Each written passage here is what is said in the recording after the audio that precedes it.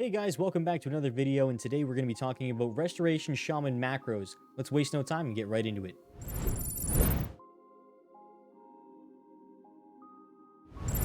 Whether it be cursor macros, focus target, or party target macros, having at least some of these is going to make your job healing a lot easier. It's just going to make a lot of your spells a lot more accessible and a little bit quicker to react.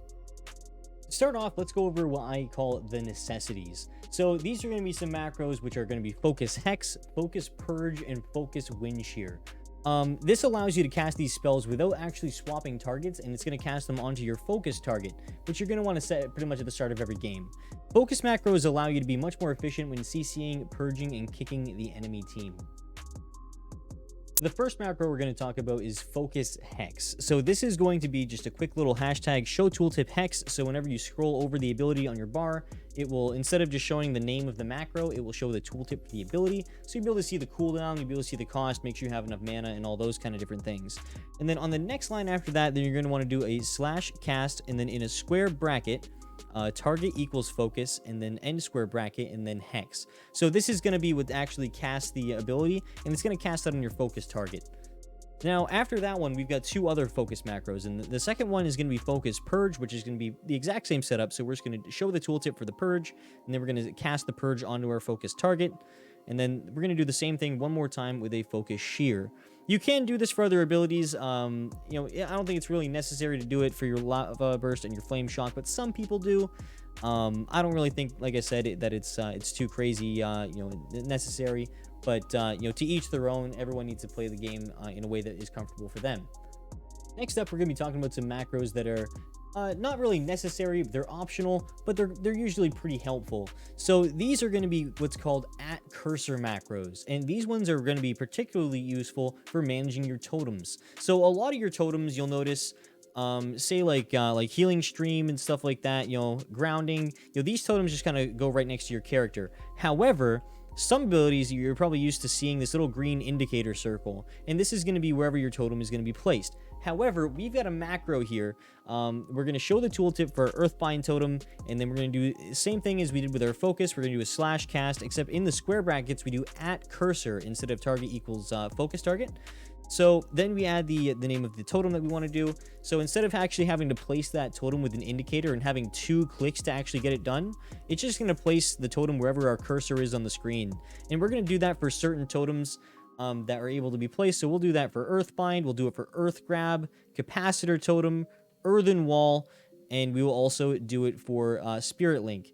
All these totems are ones that you're going to want to be able to get down very quickly, and you're not going to want to waste a whole lot of time, because typically, whenever you are using these totems, it's pretty vital and pretty important that you get it out very quickly. So, like I said, these are optional, they're not required, but they're going to be quite helpful in making you a little bit more efficient, a little bit more effective on the Resto Shaman. Next, we've got a couple macros that are going to be used for targeting your party members. So on my scroll wheel up and scroll wheel down on my binds, those are going to be my target party macros. So right here, this is the first one. So when I hit my scroll wheel up, it's going to /target, target equals party in square brackets party 1. So party 1, this is going to just target the first member in your group, and makes it a little bit easier than clicking on frames, a lot more efficient. Like I said, we're just kind of working on efficiency with these macros. These are just going to make you a little bit faster. And then other than that, we've got another one for party 2.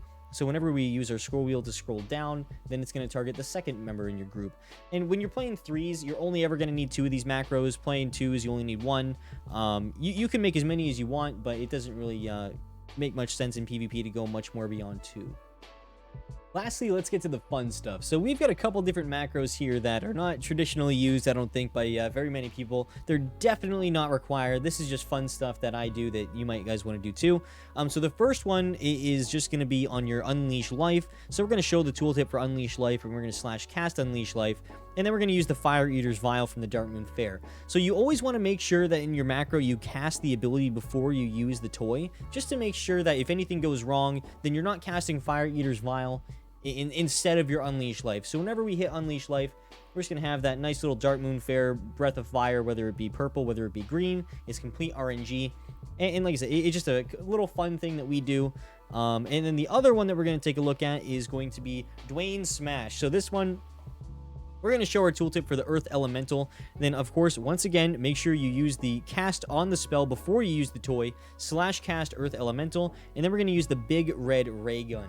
So this is going to make Dwayne, our Rock Elemental, large and red, and way bigger than any other Rock Elemental ever should be. And then he's going to walk around and kind of just smash everybody into the ground and use his Earthquake.